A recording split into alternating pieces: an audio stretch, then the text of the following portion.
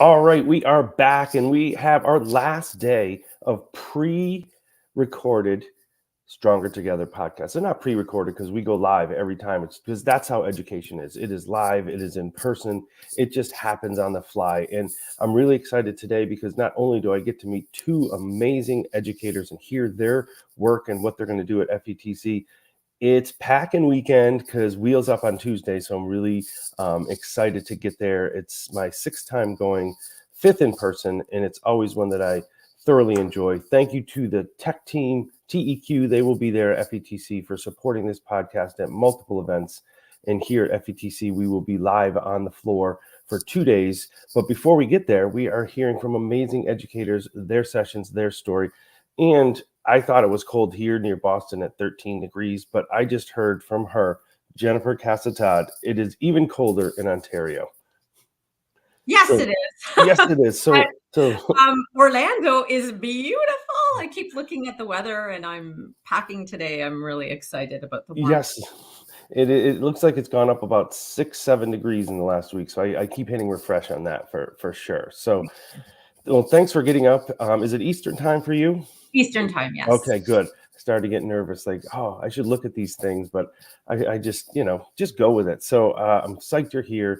I can't wait to hear some of your work. We have people joining in live already. If you have questions for Jennifer, throw them in the questions. We can pop them up and have her answer live. So first, for people who don't know you or your work, share a little about your journey in education. Absolutely. So hi, everyone. I'm Jennifer Casa-Todd. I am currently a teacher librarian, a former literacy consultant for our district. I'm an author, a mom. I should have said mom and wife first, and a student voice amplifier, I would think. I'm a Google innovator and trainer, as well as a GEG leader here in Ontario. I'm also grateful to be part of the ISTE community leader group. And the co-founder of something called the Global Student Chat, which I'm very, very passionate about. I think that's me. Yeah, that's awesome. And I know it's always uncomfortable. They're like, oh, tell us a little about yourself. And you're like, oh, I'll tell a few things. But if you want to learn more about all of her great work, website is scrolling below. Go in and check out all of her work, all of her resources, books that she's written, books that she's been a contributor to as well. That is all there. So as we head down, how many times have you been to FETC? So I have been there twice, but many, many years ago. Unfortunately, FETC kind of lies during our exam week. That's true. And so that's kind of problematic sometimes. But this year I was able to take a couple of personal days and I'm just going to take advantage. So twice a couple of years ago. It was very cold when I was there last time, but I loved it. I have just such amazing memories of the connections that I made, the people I was able to meet and learn from. It was the first time I was just reflecting and talking with Sarah Thomas, who is the educator. And it was the first time I had ever met her in person. Several years ago, and I had been collaborating with her online. So that's the cool thing, right? That you get to connect in person with people that you know, whose work you've followed on social media. Sure. And everybody has a story when they go into their passion projects and work that they do.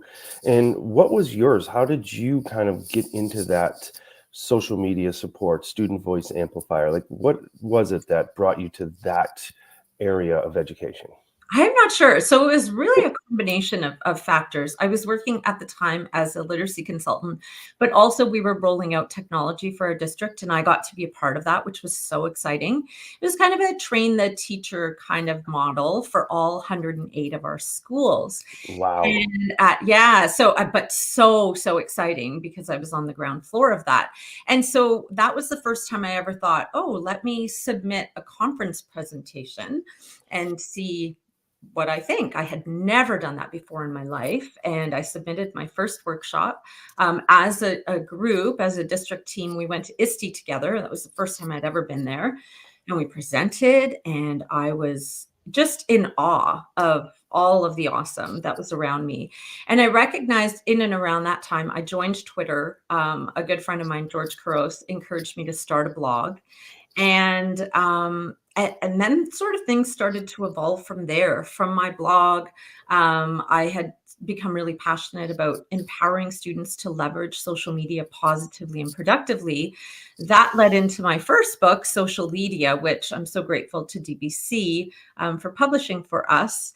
And then I think it's just really gone from there. I don't even. I started presenting at conferences. I was invited to Keynote. I've done several keynotes now, and recognized that this is a whole other avenue of education that I just never knew existed. And I love it. I love it as much as being in the library with my students. Then the Global Student Chat opportunity happened soon after Social Media was published. Mhm. Lee Castle, who is an Ontario educator and founder of the Digital Human Library, she and I thought, like, how do we support kids? How do we get kids to use social media in positive ways? How do we encourage students to be digital leaders? I was talking about digital leaders in that first book. And then that's the way we figured we would do it. So we have a core group of students from really across the world who talk once a month about topics that they're interested in and from their perspective. So that's been very, very exciting. And then when I wrote Raising Digital Leaders, that became a way for parents to become involved in the process. Yeah, So so important. often teachers would say to me, well, that's great that we're talking about this, when I did workshops with teachers, but there's a whole parent disconnect. So really that became the avenue for me. And then Lee and I actually co-authored 2 books, children's books, because we're thinking, like, again, it's a loop, right? It's teacher, Sure. parent, student. Like, we are all working together with this really powerful, sometimes really negative and toxic tool, but could also be very, very positive. So that's kind of how it started and how it's. Yeah, that's quite the journey. And I think, and again, I've been to a few of these events throughout the year, but here in near Foxborough, I live near Foxborough. I think you were a keynote at MassQ. Is that correct? I was, Okay, I it thought was that. so exciting. Gillette Stadium, are you Yeah, kidding me? Yeah, that was really cool. yeah, I thought that, and then I was like, I get confused for a lot of different things, but I'm like, I think that's where I first met you and saw your work. So that was great. And speaking of your work, you're going to be showcasing it next week. A few of the sessions that you have: amplifying student voice in the high school library and teachability, Google tools for students with learning disabilities. So for those who are scrolling through the immense catalog for FETC, share a little bit about the sessions that you're going to do and what participants can expect. Absolutely. So in the Meet the Author experience, I will be bringing both my children's books. You can hear my dog crying in the background. I apologize. Mine's right over here. He's sleeping, thankfully. I'll be bringing both those books, as well as Raising Digital Leaders. I also was able to contribute to Because of a Teacher Too, which was edited by George Couros, and I will have a few copies of that. That's amazing for new teachers, so I'm Mhm. excited to bring that along. And then my Amplifying Student Voice in the High School Library. It's in the library stream, but I really feel like any high school teacher would benefit from it. But I'm showcasing some of the things I've done in my library to make sure that students are at the very center of everything that we do, from the physical space to the online space. You name it, and projects, design thinking projects that really put them at the center. So I'm excited to share. I'm also excited to ensure that other people there are able to share. So I'm using FigJam so that we can collaborate together, and other really important, like Shannon Miller, who you're Yep, interviewing, she's coming up next. Martha Bongiorno, right? Like, all of these incredible teacher librarians who have so much to offer will be in one room. And so I'm so excited That's to have, amazing. to have their voices. And then teachability or techability really came out of this idea that, like, so many of the teachers on my staff, I don't know about you, but post COVID and with AI, they're so nervous about having kids use technology Yes. because they're worried about cheating. And that is a workshop that I developed. It was a keynote that I developed into a workshop.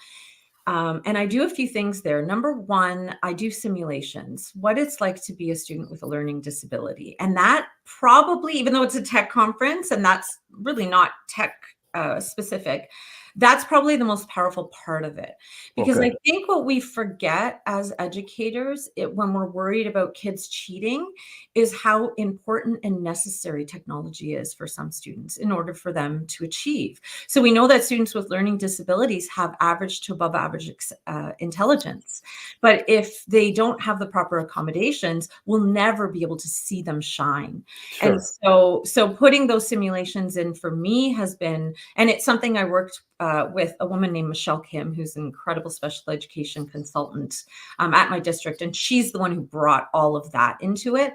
And then the second part of that is exploring the Google tools that we can use to help to accommodate our students so that they can shine Mhm. using technology. Because saying, yeah, we're going to use paper and pen, it's not going to cut it for No, so many of our students that really, really require those accommodations, right? Like equity is not absolutely. about making sure everyone does the same thing.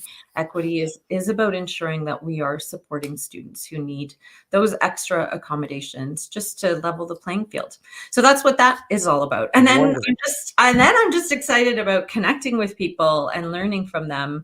Um, and seeing people I haven't seen in many, many, many years, and Well, enjoying the Florida sunshine. yes, I'm sure it's better than the 6 degrees that you're in Ontario. And Jennifer just kind of quickly went through some of the work that she did, but she shared she contributed to a few of the books that are on her website, and she shared about children's books. So that is super exciting to see that work transition into students. And then, of course, the books that you write for our leaders and who we'll be talking about at the event. And one of the things we didn't talk about is that you will have on Thursday at 2:15 meet the author experience. So that is really exciting. If you want to have a chance to meet Jennifer, grab copy of one of her books, picture, signature, or just have a conversation Thursday at 2:15. Make sure to head to Expo Hall and get a chance to meet besides the 2 sessions, besides walking around. And you talked about the opportunity to collaborate and meet individuals. What is something you're looking to take away from FETC? I think for me, as important as the sessions are to go and learn, I learn so much when I sit and have a coffee with someone, that I could then chat with and Sure. brainstorm with and get excited about things with. So I would say that's my favorite thing to do is to connect with like-minded educators and learn from them both formally through sessions and informally. Wonderful. So, what's next for you besides being, full-time teacher, author, speaker? What are you excited for in 2024? That's the other thing I like about FETC. It kicks off this calendar year. It So, what are you does. excited about? Well, I have been working with a student actually to co-author a book, and we're publishing it through Impress. Okay. And the students, for like, I have learned so much from the student. She's a student at the university, at a university in California. I Okay. met her, worked with her. The format of the book is that she writes her perspective about education, and then Uh, I respond to that, and we have others. And so I'm so excited to put that into the world. It's been such a source of joy for me, and I think teachers will take so much out of it. And then I don't know. I don't know. all right. I'm excited about the many, many possibilities that every year brings. So just open to it all. Wonderful. Well, thank you so much for taking a quick, minute early on a Saturday before you start packing for FETC. And as we shared throughout today, make sure to check out all of her work on her website. This was just a quick snapshot, like a movie trailer for all the great work that'll be happening in Orlando. If you didn't get a chance to see what Jennifer's doing, make sure on Thursday to check her out at the author experience, and then amplifying student voice. And as she corrected me, it's tech ability. Google Tools for Students. Sorry, I missed that one. I just went right to it, but you are so correct. It's about the tech ability, and that is Friday as well. So I look forward to seeing you in Orlando in whatever 2024 brings your way as well. Me too, Matthew. Thank you so much for having Thank me. you. I hope to Safe see you travels, tomorrow. and we'll see you in a little bit warmer weather. Yes, absolutely. Thanks. And continue to tune in. We have Shannon Miller coming up next, and we'll be live for 2 days at FETC. Have a great Saturday, everybody.